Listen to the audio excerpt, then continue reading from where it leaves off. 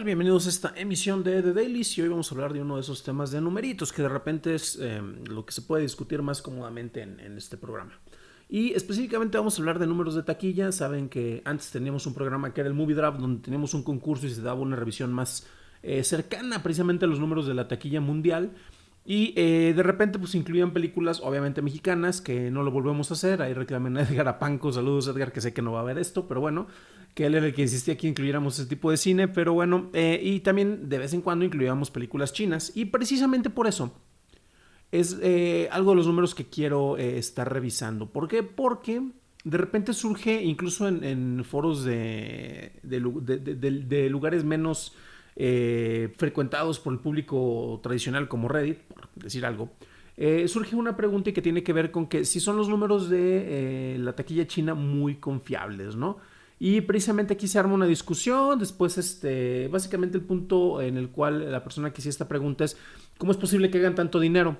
E incluso si nos ponemos a ver, es una nota de hace 4 meses. Entonces, todo el mundo está en pandemia, todos los cines estaban prácticamente cerrados en las ciudades importantes. En las ciudades más pequeñas pues no habría películas que atrayeran tanto a las audiencias.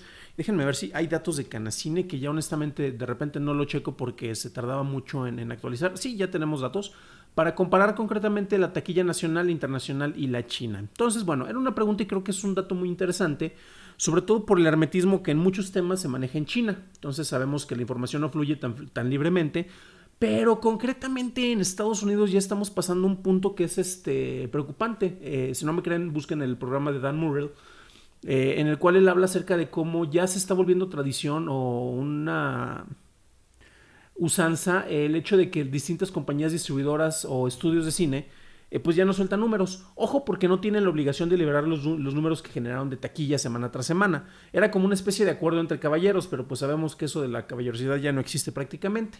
Y Warner fue el primero después de la pandemia o durante la pandemia en truquear esos números, en el cual el lanzamiento del primer fin de semana incluía otros prescreenings que tuvieron y el lanzamiento en Canadá, y vamos a juntar para que parezca el número de Tenet más grande de la historia, que a final de cuentas ha sido la película más exitosa no china lanzada en tiempos pandémicos. Y de repente pues los números, Warner es muy, ya lo hemos mencionado aquí, es muy truculento para el manejo de sus cifras. Entonces es el único estudio capaz de generar casi $1,000 millones con una película y decir que aún así salió perdiendo dinero. Pero bueno, eso es Warner. Entonces Warner pues básicamente ya no está haciendo sus reportes de ingresos en taquilla diarios. De repente se retrasan, de repente ya no dan. Y otros estudios se han estado incorporando, como Searchlight, por ejemplo, que antes era parte de Fox, ahora de Disney. De repente pues ya no quieren dar ese tipo de números. Focus Feature también.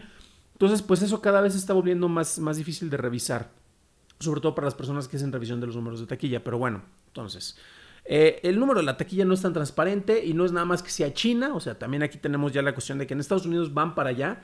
Sobre todo porque también tenemos un fenómeno que tiene que ver con los números de streaming, que también nadie les va a dar números. Netflix no lo ha hecho. Cuando lo dices para comparar y decir, es que ahora sí ganamos. O sea, todas las 258,000 veces que no les di números, no hay problema. Ahí salíamos perdiendo, pero no les di los números. Ahora que sí generamos tantas visualizaciones o aumento de suscripciones, lo podemos presumir.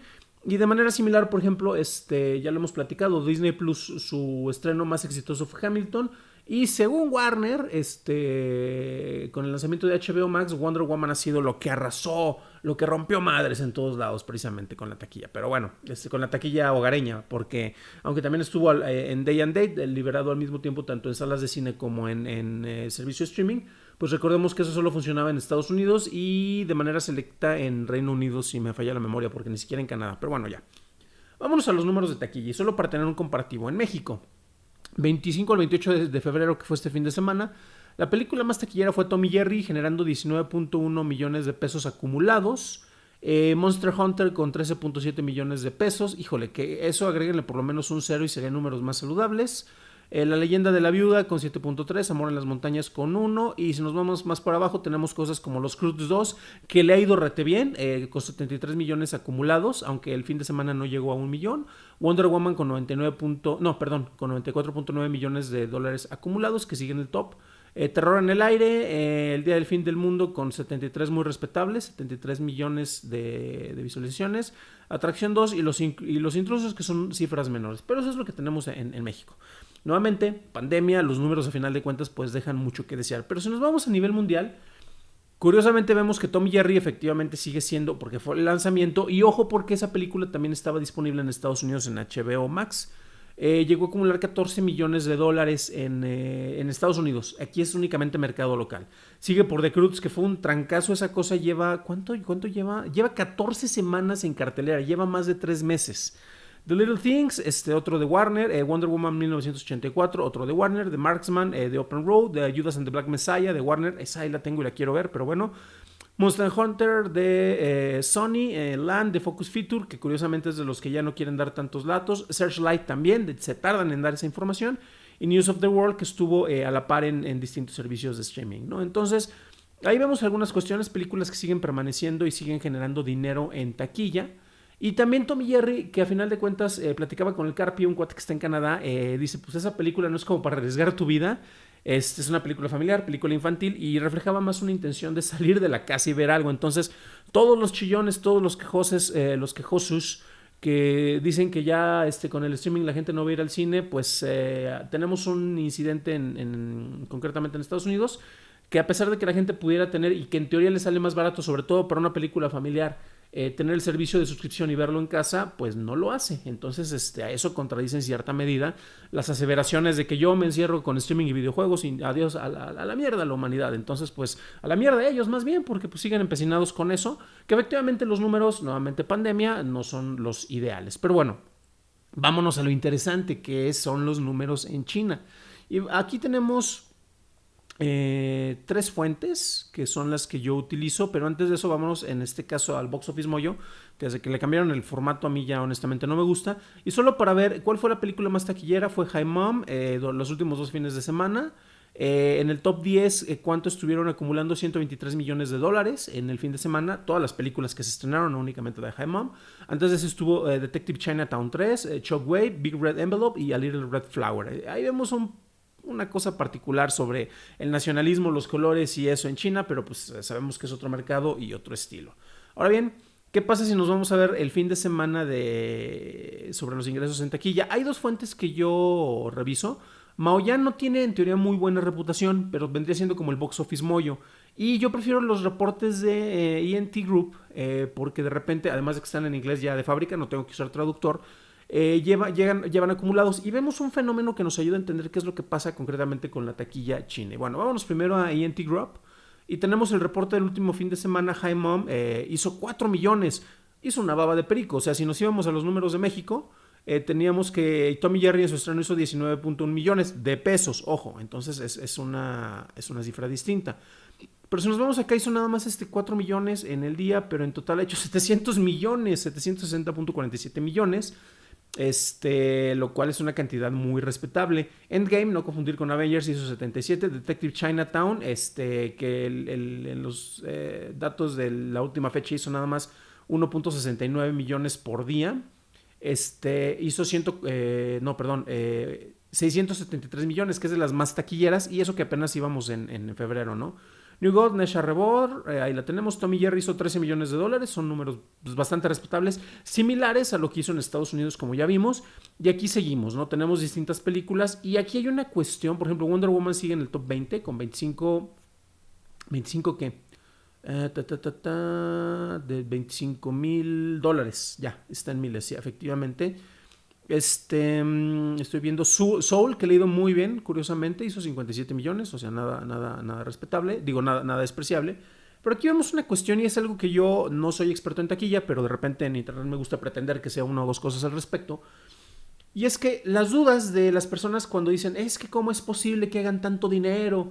Bueno, recordemos que hay 2 aspectos, uno es el cultural y el otro el económico. En China, Japón, en países asiáticos en general, hay una sensación más de comunidad y de consumir mercado local. Películas grandes blockbusters como Avengers se tardaron, por ejemplo, 3 meses o 4 meses en estrenarse en Japón. China permite cierta cantidad de títulos de blockbusters que se estrenen en ese país, entonces no es como que sea un mercado libre para todos.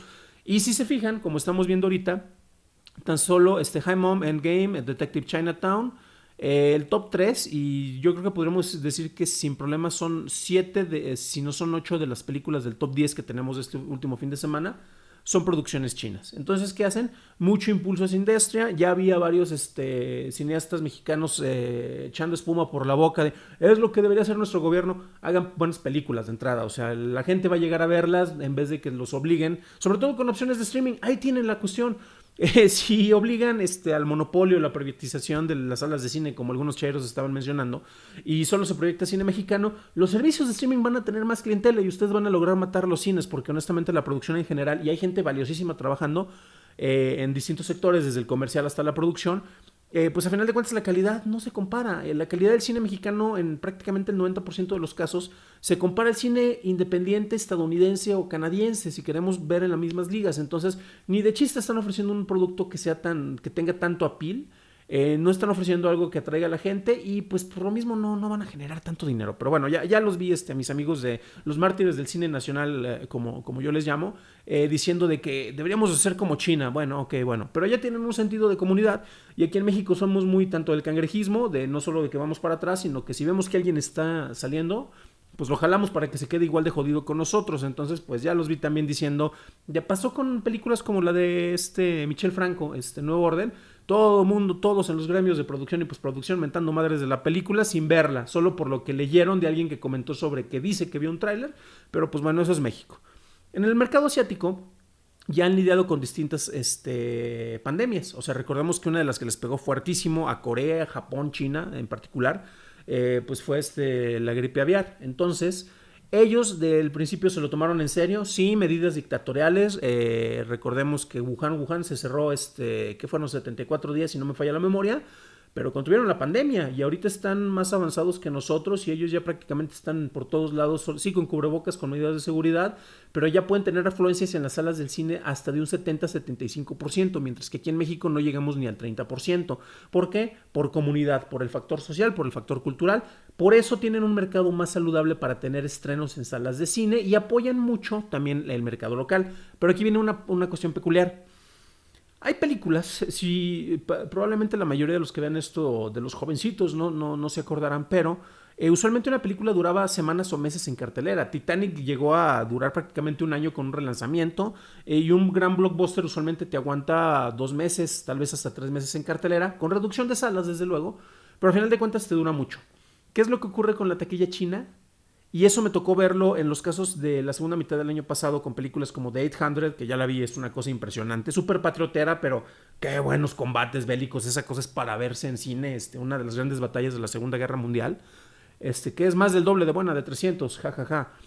Pero aquí hay una cuestión muy interesante, son películas que se presentan, pasó también con My People, My Homeland, tienen un gran fin de semana, y prácticamente después del fin de semana de lanzamiento nadie las va a ver. Y aquí es donde nosotros podemos volver a comparar. Estos son los números de ENT Group. Y efectivamente vemos que en el último día, pues High Mom hizo solo $4 millones. ¿Cómo es posible que una película que hace unas semanas, lleva 20 días, va para 3 semanas, hizo $760 millones? Debería estar generando más dinero. Pues es que la gente que la iba a ver ya la vio. Entonces, son esos flamazos lo que tienen de peculiar en el mercado chino. Y es curioso porque aquí lo vamos a estar replicando en cierto sentido.